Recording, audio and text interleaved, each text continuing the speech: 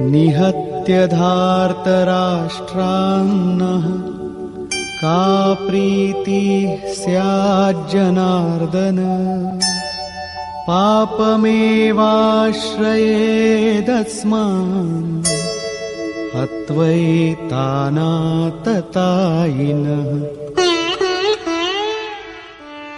हे जनार्दन, धृतराष्ट्र के पुत्रों को मारकर भी हमें क्या प्रसन्नता होगी।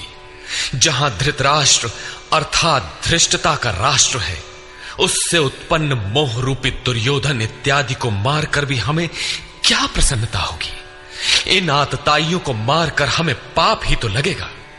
जो जीवन यापन के तुच्छ लाभ के लिए अनीति अपनाता है वो आतताई कहलाता है, किंतु वस्तुतः इससे भी बड़ा आतताई वो है जो आत्मा के पथ में अवरोध उत्पन्न करता है। आत्मदर्शन में बाधक काम, क्रोध, लोभ, मोह आदि का समूह ही आतताई है। तस्मान्नार्हा वयं हन्तुं धार्तराष्ट्रान् स्वबान्धवान् स्वजनं हि कथं हत्वा सुखिनः स्याम माधव। इससे हे माधव, अपने बांधव धृतराष्ट्र के पुत्रों को मारने के लिए हम योग्य नहीं हैं। स्वबांधव कैसे? वे तो शत्रु थे ना। वस्तुतः शरीर के रिश्ते अज्ञान से उत्पन्न होते हैं। ये मामा है, ससुराल है, स्वजन समुदाय है, ये सब अज्ञान ही तो है। जब शरीर ही नश्वर है तब इसके रिश्ते ही कहां रहेंगे। मोह है तभी तक सुहृद है, हमारा परिवार है, हमारी दुनिया है। मोह नहीं तो कुछ भी नहीं। इसीलिए वे शत्रु भी अर्जुन को स्वजन दिखाई पड़े। वो कहता है कि अपने कुटुंब को मारकर हम कैसे सुखी होंगे। यदि अज्ञान और मोह न रहे तो कुटुंब का अस्तित्व न हो। यह अज्ञान ज्ञान का प्रेरक भी है। भर्तृहरि, तुलसी इत्यादि अनेक महानुभावों को वैराग्य की प्रेरणा पत्नी से मिली, तो कोई सौतेली मां के व्यवहार से खिन्न होकर वैराग्य पथ पर अग्रसर हुआ दिखाई देता है।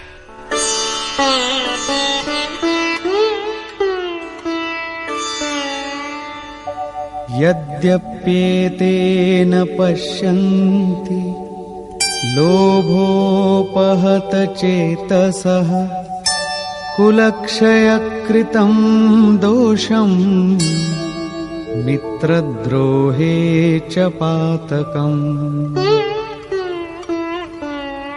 यद्यपि लोभ से भ्रष्ट चित्त हुए ये लोग कुल नाश के दोष और मित्र द्रोह के पाप को नहीं देखते हैं, ये उनकी कमी है।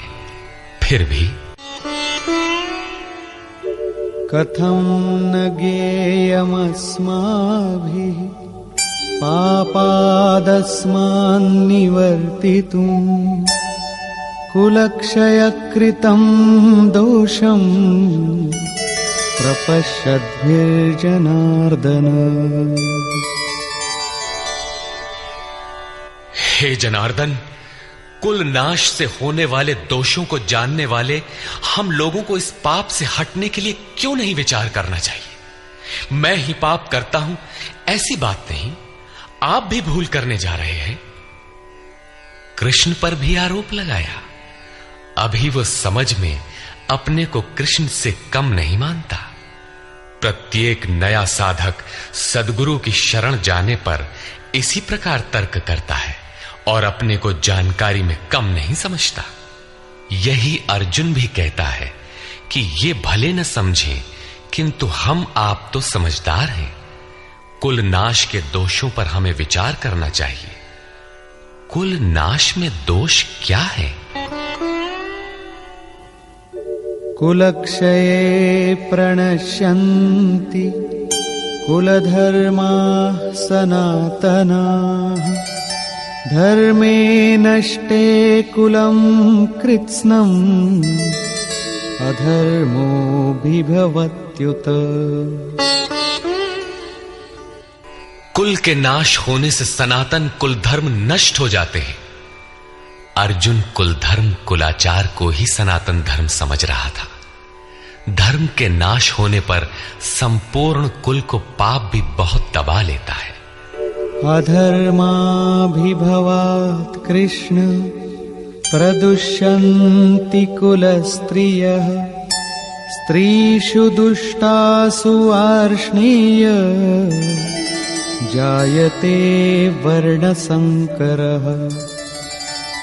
हे कृष्ण, पाप के अधिक बढ़ जाने से कुल की स्त्रियां दूषित हो जाती हैं।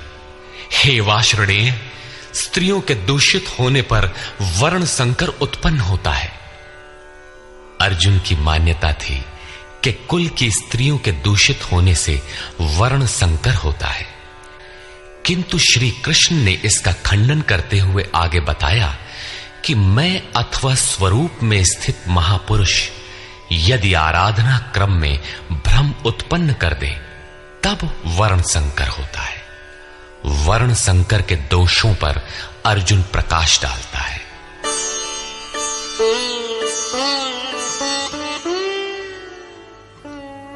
संकरो नरकायैव कुलघ्नानां कुलस्य च पतन्ति पितरो येषां लुप्तपिण्डोदकक्रियाः। वर्ण संकर कुल घातियों और कुल को नरक में ले जाने के लिए ही होता है। लुप्त हुई पिंड क्रिया वाले इनके पितर लोग भी गिर जाते हैं। वर्तमान नष्ट हो जाता है, अतीत के पितर गिर जाते हैं और भविष्य वाले भी गिरेंगे। इतना ही नहीं, दोषैरेतैः कुलघ्नानां वर्णसंकरकारकैः उत्साद्यन्ते जातिधर्माः कुलधर्माश्च शाश्वताः। इन वर्ण संकर कारक दोषों से कुल और कुलघातियों के सनातन कुल धर्म और जाति धर्म नष्ट हो जाते हैं। अर्जुन मानता था कि कुल धर्म सनातन है, कुल धर्म ही शाश्वत है, किंतु श्री कृष्ण ने इसका खंडन किया और आगे बताया कि आत्मा ही सनातन शाश्वत धर्म है। वास्तविक सनातन धर्म को जानने से पहले मनुष्य धर्म के नाम पर किसी न किसी रूढ़ि को जानता है। ठीक इसी प्रकार अर्जुन भी जानता है, जो कृष्ण के शब्दों में एक रूढ़ि है। उत्सन्न कुलधर्माणां मनुष्याणां जनार्दन नरके नियतं वासो भवतीत्यनुशुश्रुम। हे जनार्दन, नष्ट हुए कुल धर्म वाले मनुष्यों का अनंत काल तक नरक में वास होता है, ऐसा हमने सुना है। कुल धर्म ही नहीं नष्ट होता, बल्कि शाश्वत सनातन धर्म भी नष्ट हो जाता है। जब धर्म ही नष्ट हो गया तो ऐसे पुरुष का अनंत काल तक नरक में निवास होता है, ऐसा हमने सुना है, देखा नहीं, सुना है। अहो बत महत् पापं कर्तुं व्यवसिता वयं यद्राज्य सुखलोभेन हन्तुं स्वजनमुद्यताः। अहो, शोक है कि हम लोग बुद्धिमान होकर भी महान पाप करने को तैयार हुए हैं। राज्य और सुख के लोभ से अपने कुल को मारने के लिए उद्यत हुए हैं। अभी अर्जुन अपने को कम ज्ञाता नहीं समझता। आरंभ में प्रत्येक साधक इसी प्रकार बोलता है।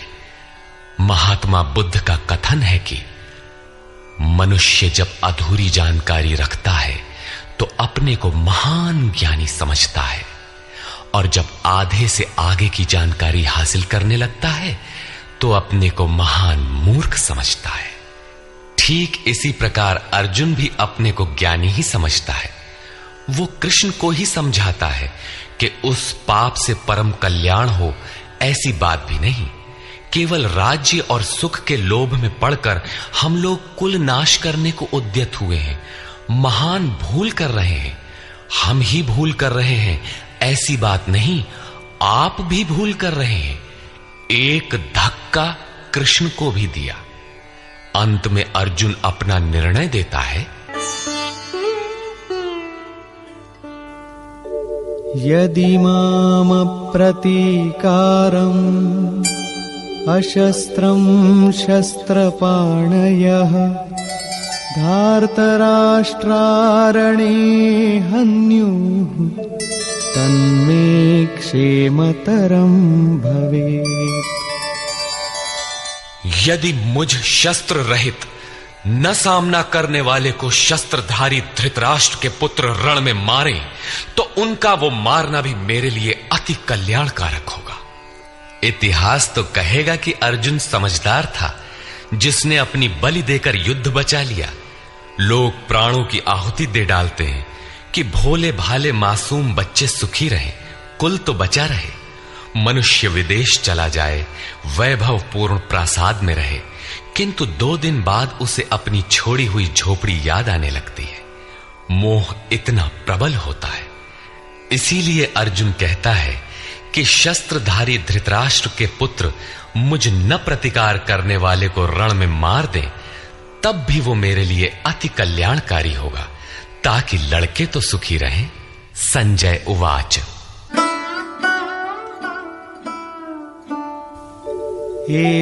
एवमुक्त्वार्जुनः संख्ये रथोपस्थ उपाविशत् विसृज्य सशरं चापं शोकसंविघ्नमानसः।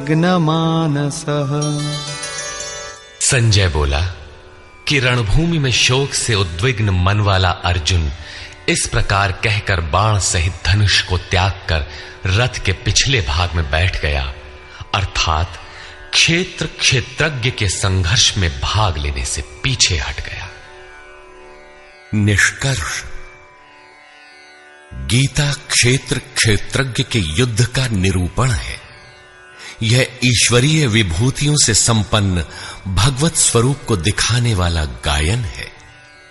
यह गायन जिस क्षेत्र में होता है वह युद्ध क्षेत्र शरीर है, जिसमें 2 प्रवृत्तियां हैं, धर्म क्षेत्र और कुरुक्षेत्र।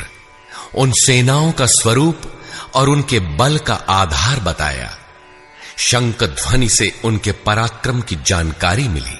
तदनंतर जिस सेना से लड़ना है उसका निरीक्षण हुआ, जिसकी गणना 18 अक्षौहिणी अर्थात लगभग 6.5 अरब कही जाती है, किंतु वस्तुतः वे अनंत हैं।